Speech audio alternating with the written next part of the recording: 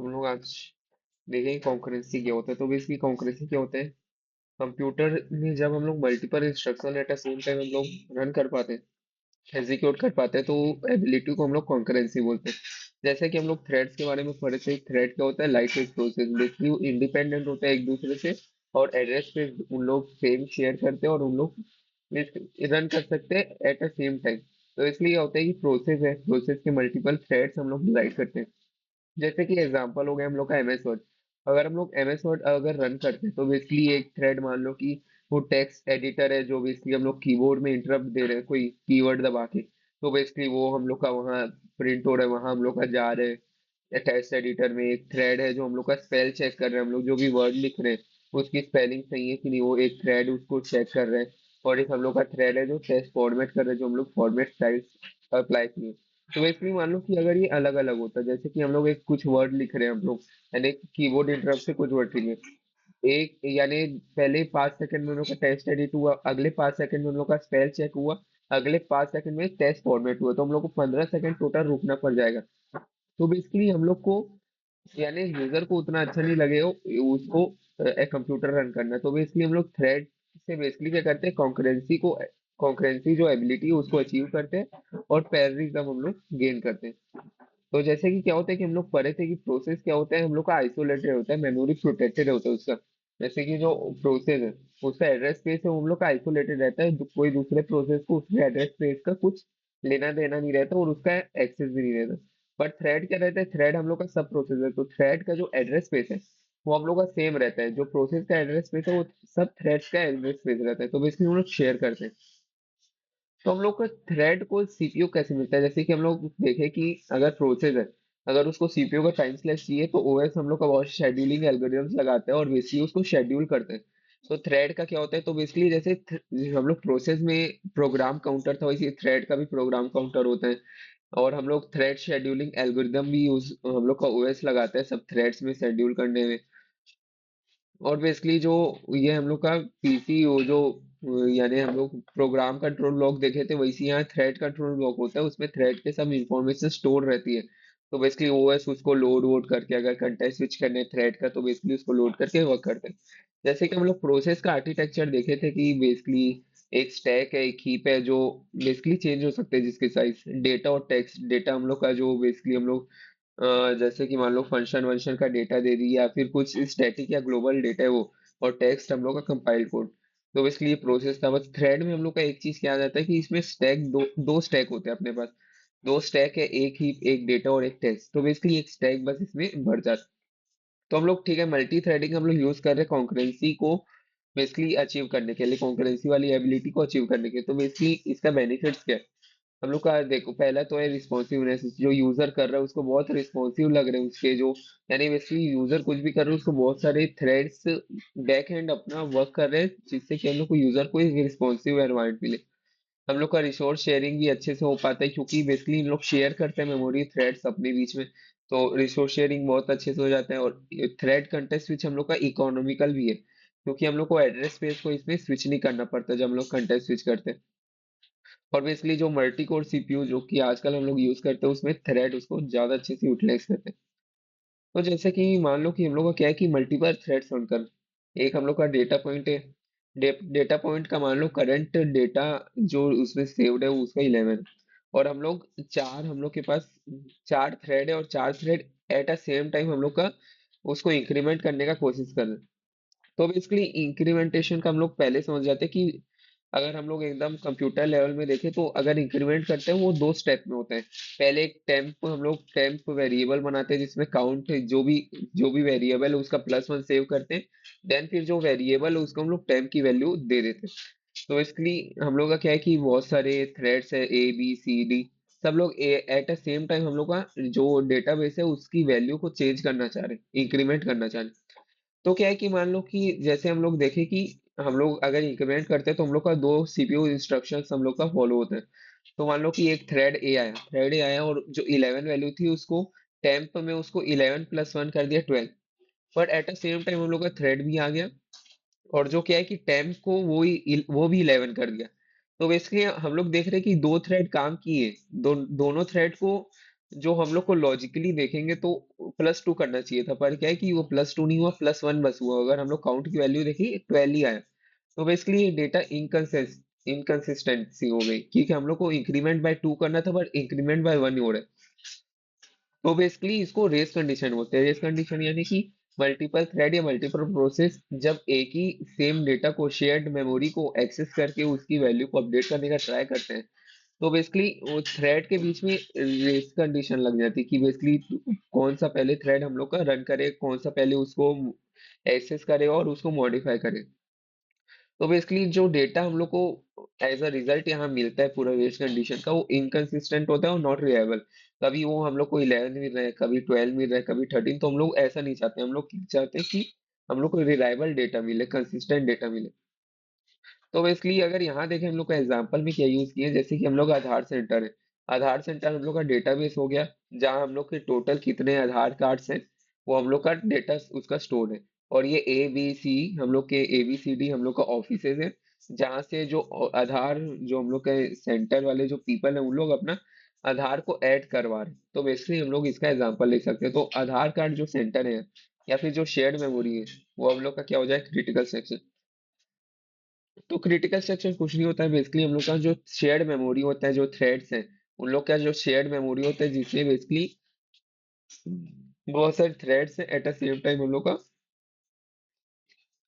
Access करके उसको update कर सकते हैं, जिसके कारण इनकंसिस्टेंसी डेटा में आ सकती है।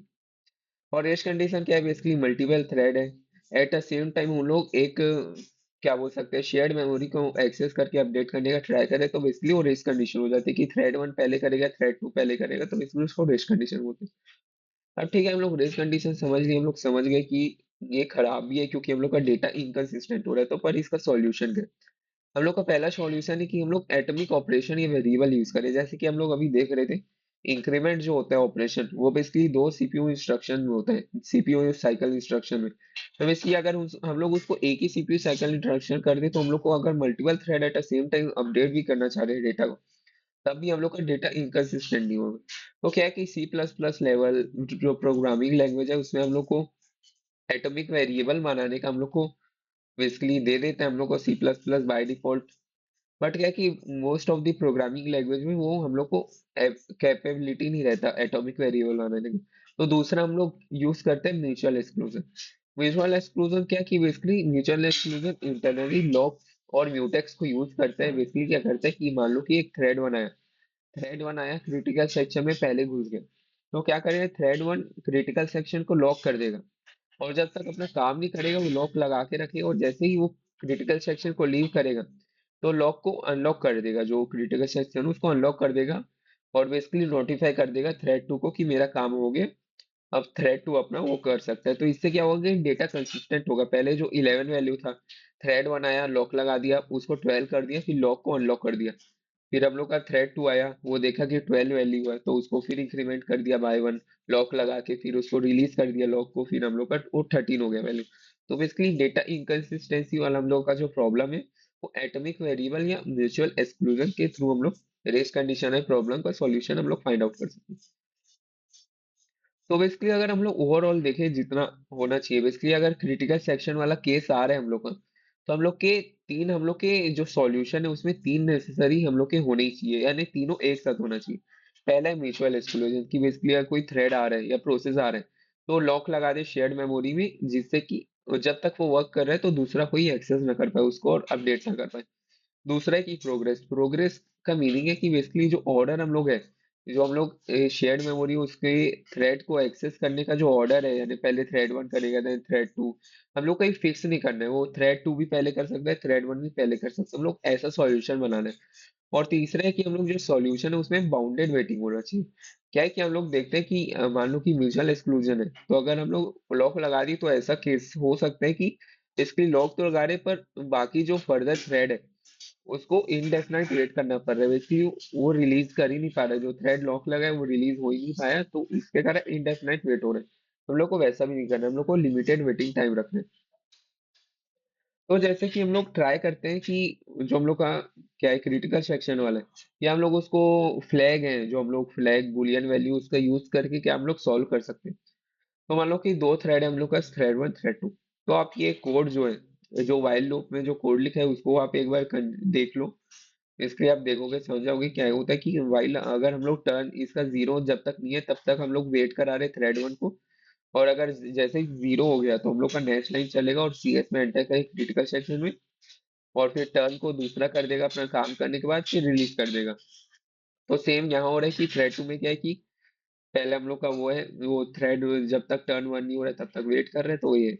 तो बेसिकली इसमें क्या है कि म्यूचुअल एक्सक्लूजन तो हम लोग का अचीव हो रहा है क्योंकि जब तक मान लो कि टर्न जीरो है तो टी वन वाला थ्रेड ही रन करेगा, टी टू वाला थ्रेड को वेट करना पड़ेगा। तो जो हम लोग का जो ये सेकंड वाइल वाला हम लोग लिखे हैं वाइल वाले लूप आउटर वाइल लूप के अंदर इनर वाइल लूप जो है उसके हिसाब से हम लोग को वेट करना पड़ेगा। बट क्या है कि हम लोग का जो सेकंड कंडीशन क्या था प्रोग्रेस वाला, या प्रोग्रेस वाला कंडीशन हम लोग वो नहीं कर पा रहे अचीव, क्यों? क्योंकि बेसिकली हम लोग को जो टर्न की वैल्यू है उसको पहले से डिफाइन करना पड़ेगा कि जीरो या वन है। अगर जीरो कर दिए हम लोग तो थ्रेड वन पहले चलेगा देन थ्रेड टू चलेगा।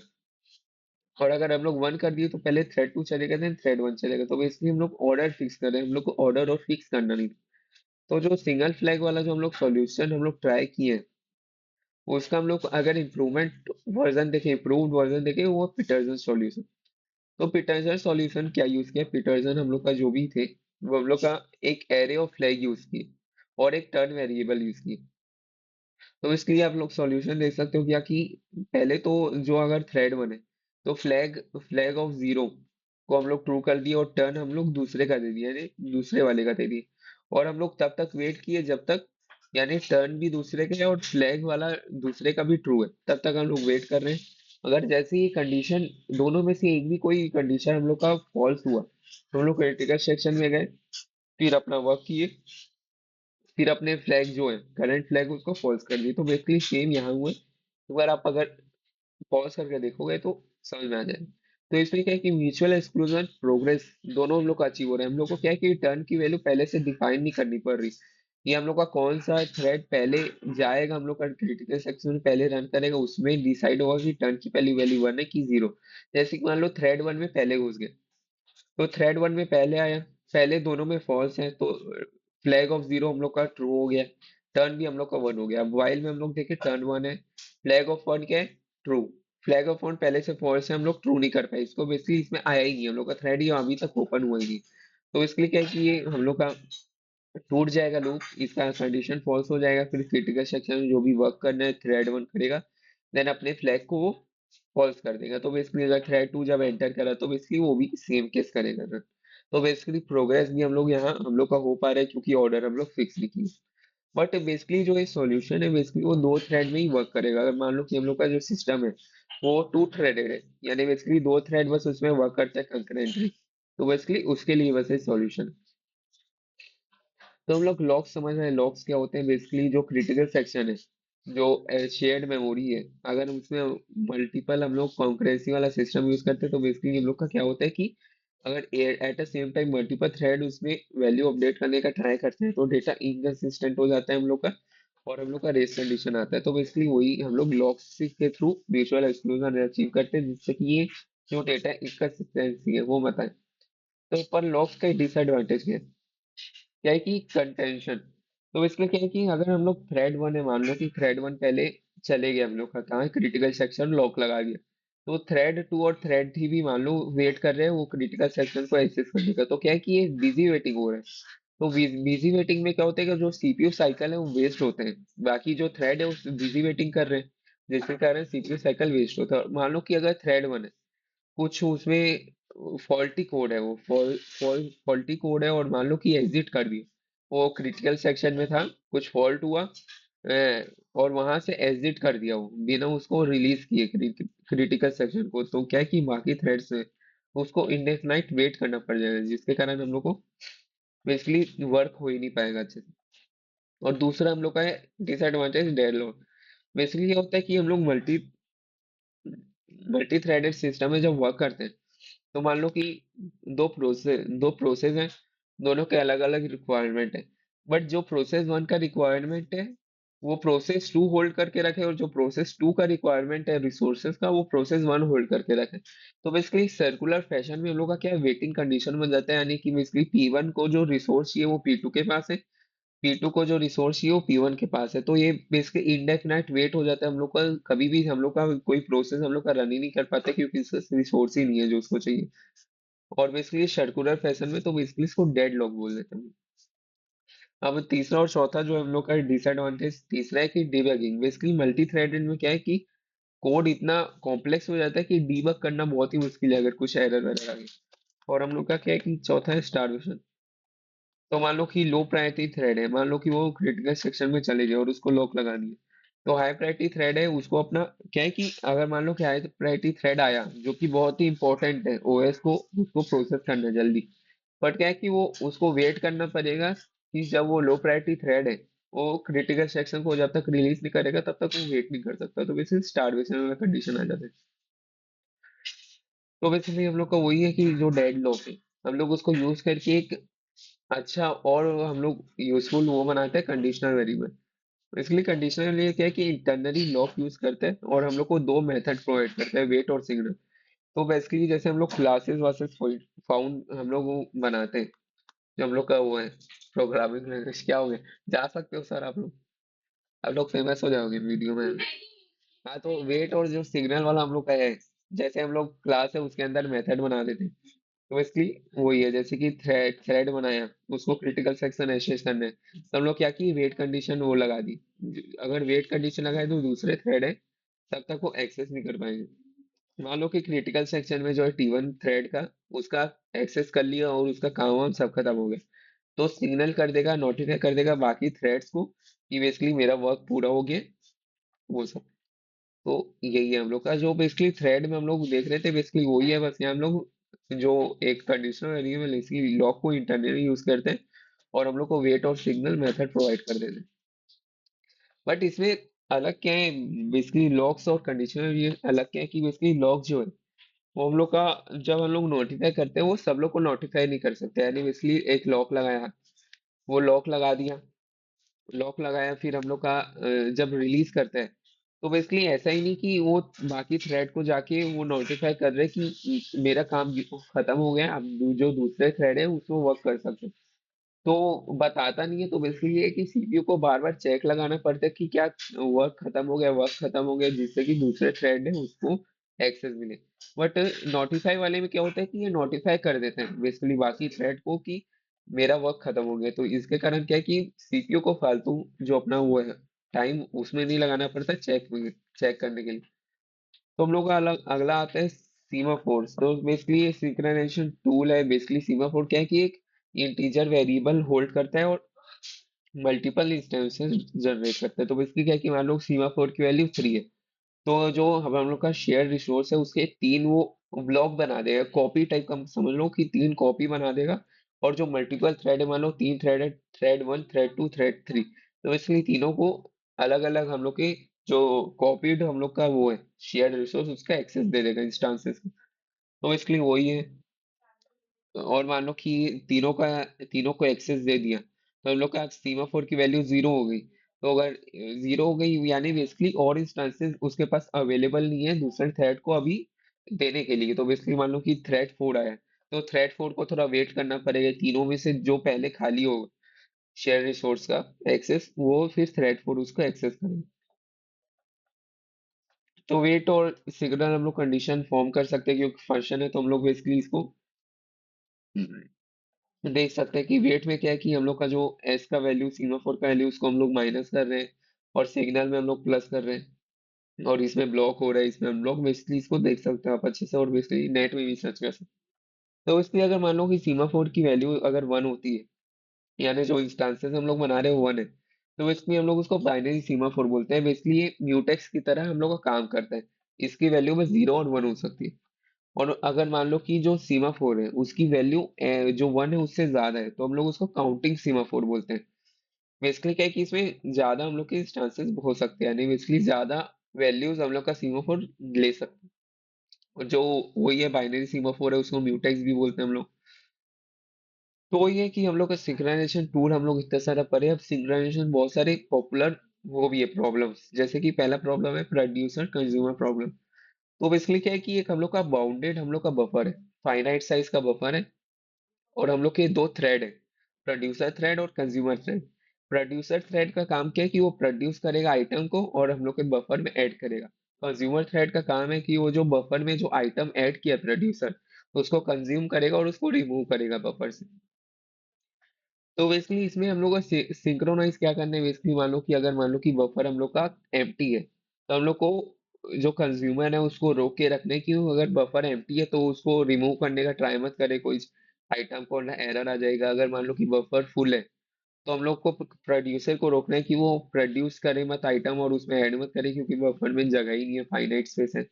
और मान लो कि अगर producer consumer at a same time हम लोग का वो करने का, वो एक्सेस करने का, और जो बफर है हम लोग का क्रिटिकल सेक्शन, उसको अगर वो करने का ट्राई कर रहे हैं एक्सेस और अपडेट करने, तो बेसिकली ऐसा ना हो, बेसिकली लॉक लगे। तो हम लोग का जो सीमाफोर है, जिसे हम लोग को सॉल्यूशन एक म्यूटेक्स यूज कर सकते हैं, म्यूटेक्स हम लोग बाइनरी सीमाफोर के थ्रू बना सकते हैं। और एक एम्प्टी और एक फुल, दो हम लोग का काउंटिंग सीमाफोर लगेगा। तो बेसिकली कुछ नहीं है, जो हम लोग का बाइनरी सीमाफोर है बेसिकली ये जो हम लोग का बफर है उसको लॉक लगाने के लिए यूज होगा। और एम्प्टी और जो फुल सीमाफोर है, बेसिकली एम्प्टी सीमाफोर हम लोग ट्रैक करेंगे कि बेसिकली कितना एम्प्टी हुआ है अभी। यानी पहले इनिशियली हम लोग उसका वैल्यू 1 रखेंगे, एन रखेंगे, और मान लो कि अगर कम हो रहे हैं वैल्यू तो हम लोग उसको डिक्रीमेंट करते रहेंगे। और फुल वाले में क्या है कि इनिशियली वैल्यू 0 रखेंगे, और मान लो कि अगर कुछ प्रोड्यूस किया प्रोड्यूसर आइटम और उसमें ऐड किया तो हम लोग उसको फुल वाले में डाल देंगे।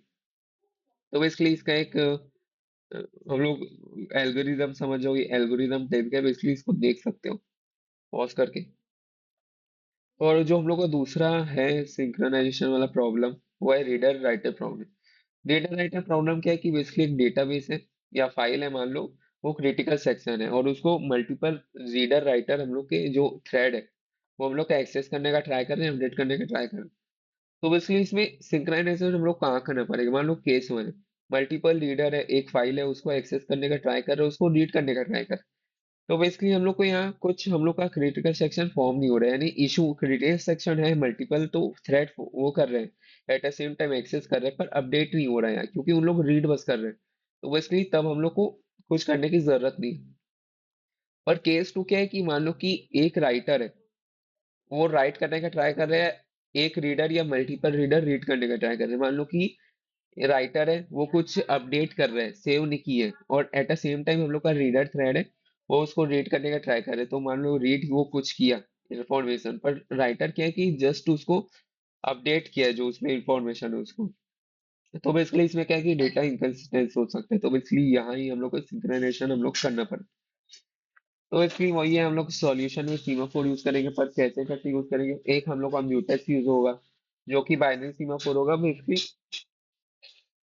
जो हम लोग का रीडर राइटर थ्रेड है या फिर जो भी इसमें हम लोग यूज कर रहे हैं उसको लॉक लगाने के लिए यूज होगा। एक हम लोग का राइटर सीमाफोर, मान लो बाइनरी सीमाफोर, हम लोग उसको यूज करेंगे कि बेसिकली जो राइट ऑपरेशन है जो हम लोग लगा रहे हैं फाइल में, उसको हम लोग लॉक लगाने के लिए।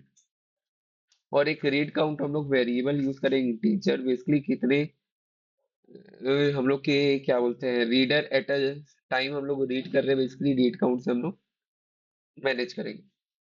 हम लोग का एक राइटिंग वाला है, राइटर वाले का तो ज्यादा हम लोग का कोड हैवी कोड नहीं है। पहले हम लोग वेट कंडीशन लगा दिए राइटर में कि जो ऑपरेशन था हम लोग ऑपरेशन कर ली, फिर हम लोग जब ऑपरेशन करें सिग्नल कर दिया राइटर को। तो बेसिकली वही है, रीडर का थोड़ा बड़ा प्रॉब्लम है, इसको आप पॉज करके देख सकते हो। तो बेसिकली जो हम लोग का फाइनल है कि हाँ, जो फाइनल हम लोग का है सिंक्रोनाइजेशन प्रॉब्लम, तो वो है हम लोग का डायनेमिक फिलोसोफर प्रॉब्लम। बेसिकली इसमें क्या है कि हम लोग को पांच बेसिकली एन एन नंबर दिए रहते हैं फिलोसोफर का, पर हम लोग पांच वाला केस ले रहे हैं। तो बेसिकली 5 हम लोग के फिलोसोफर है, उन लोग को कुछ ईट करना है, बेसिकली उन लोग ईट कर सकते हैं, थिंक कर सकते हैं। और जो फोक है उन लोग को दोनों फोक का हम लोग यूज करना है, जो लेफ्ट में राइट में उसी का यूज करके उन लोग ईट कर सकते हैं। और हम लोग के पास जो नंबर ऑफ फोक्स है वो बेसिकली जितने फिलोसोफर है उतने ही हम लोग के पास फोक है। और इसमें हम लोग का सिंक्रोनाइजेशन प्रॉब्लम क्या आता है कि मान लो जो हम लोग का वो है, जैसे कि ये अगर ये इस जो मेरा जहाँ कर्सर है अभी माउस का, उसको मान लो फिलोसोफर बने, अगर उसको ईट करना है तो बेसिकली ये दोनों को उसको ऑक्यूपाई करना पड़ेगा। तो मान लो कि वो इसको ऑक्यूपाई किया, ये दोनों को ऑक्यूपाई किया, फिर जो ये वाला फिलोसोफर है, ये वाला तो फॉक इसके पास है तो इसको ऑक्यूपाई नहीं कर पाएगा, तो इसको ऑक्यूपाई बस कर सकता है वो। तो बेसिकली इसके लिए उसको वेट करना पड़ जाएगा। तो ऐसे ही देखें हम लोग, तो एक सर्कुलर हम लोग का डेडलॉक का कंडीशन हम लोग का फॉर्म हो जाता है। जैसे कि जो ये रीडर राइटर ये वाला है, वो इसको ऑक्यूपाई किया, इसको ऑक्यूपाई किया, इसको तो इसके उन लोग को अपने राइट राइट वाला हम लोग उन लोग फोक जो है उसको एक्सेस कर ली, पर लेफ्ट वाले को उन लोग ले ही नहीं पाए। लेफ्ट वाला हम लोग के दूसरे प्रोसेस के पास है रिसोर्स। तो बेसिकली क्या है कि ये डेडलॉक कंडीशन हम लोग का जनरेट हो जाता है, हम लोग जो डेडलॉक पहले पढ़े थे। तो इसमें हम लोग सॉल्यूशन क्या कर सकते हैं बेसिकली, हम लोग जो ईच फोक है उसमें हम लोग बाइनरी सीमाफोर लगा सकते हैं। तो बेसिकली जैसे कि हम लोग पीटरसन सॉल्यूशन में वो पढ़े थे, क्या बोलते हैं कि एरे ऑफ फ्लैग पढ़े थे। तो बेसिकली हम लोग यहाँ array of semaphore, binary semaphore use कर सकते हैं, जो कि नंबर ऑफ फोक्स के उसमें रहेगा। जो फोक्स है उसमें क्या बोलते हैं अपना लॉक्स लगाने के लिए यूज होगा। एक वेट और रिलीज वाला हम लोग फंक्शन यूज करेंगे बेसिकली। तो इसलिए इसमें वही है कि जो सॉल्यूशन है उसमें पहले हम लोग क्या है कि पहले वेट लगा दी, हम लोग वेट लगा दिए फोक आई में। यानी मान लो कि अगर फिलोसोफर जीरो है तो फिलोसोफर जीरो को पहले फोक जीरो, और zero plus one modulus five यानी वन। वन और जीरो जो उसका फोक है उसको ऑक्यूपाई करेगा तभी ईट करेगा, देन वो सिग्नल करके अपना जो फोक है उसको रिलीज कर देगा। तो बेसिकली हम लोग ऐसा कुछ सॉल्यूशन फॉर्म करने का ट्राई करें। तो हम लोग देखें डेडलॉक कंडीशंस में आ सकते हैं, क्योंकि मान लो कि अगर फिलोसोफर जैसे कि हम लोग वेट लगा रहे हैं आई को, तो मान लो कि पांचों जो थ्रेड है एट अ सेम टाइम हम लोग का रन हुआ। पांचों थ्रेड जो है हम लोग का जो राइट साइड या लेफ्ट साइड में हम लोग का वो लगा दी, क्या वेट लगा दिए। तो इसके लिए क्या है कि जो सेकंड अगर लाइन में आएंगे तो वो तो फुलफिल हो ही नहीं पाएगा, क्योंकि बाकी जो है थ्रेड वो तो कोई दूसरा प्रोसेस ऑक्यूपाई करके रखे। तो बेसिकली इंडेफिनाइट वेट करना पड़ जाए, डेडलॉक कंडीशन फॉर्म हो जाएगा। तो बेसिकली हम लोग डेडलॉक कंडीशन से बचते कैसे हैं ये वाले केस में। तो हम लोग आइदर क्या करते हैं कि हम लोग अलाउ कर देते हैं कि चार फिलोसोफर है उसको, वो चार फिलोसोफरली एट अ सेम टाइम हम लोग का कंकरेंटली ईट कर सकते हैं। या फिर हम लोग करते हैं कि जो फिलोसोफर है वो जो हम लोग का फोक है वो तभी हम लोग का फोक को पिक करेगा अगर उसके पास दोनों फोक अवेलेबल हो, यानी राइट लेफ्ट दोनों फोक अवेलेबल हो, तभी वो कोई फोक को पिक करने का ट्राई करेगा। या फिर ऑड इवन रूल लगाते हैं। ऑड इवन रूल यानी जैसे कि जो ऑड फिलोसोफर है जैसे वन थ्री फाइव, ये जो लेवल वाले फिलोसोफर है उन लोग पहले अपना लेफ्ट फोक पिक करेंगे, देन उन लोग राइट फोक पिक करेंगे। और वैसी जो इवन फिलोसोफर है उन लोग अपना राइट फोक पहले पिक करेंगे, देन लेफ्ट फोक। तो इसलिए हम लोग ये तीन जो कंडीशन है या बेसिकली ट्वीक्स हम लोग यूज करते हैं डेडलॉक को अवॉइड करने के लिए डाइनिंग फिलोसफी प्रॉब्लम में। इसलिए हम लोग अगले जो वीडियो है उसमें जो तीनों हम लोग सिंक्रोनाइजेशन जो टू वो बने प्रॉब्लम उसके हम लोग सॉल्यूशन को अच्छे से देखेंगे। तो इसलिए एक बार सोच के रखना। और बेसिकली डेडलॉक के बारे में भी अलग में, पर डेडलॉक का हम लोग बेसिकली एक इंट्रो हो गया हम लोग का, पर अगले बार और अच्छे से डिटेल में जाए। ठीक है।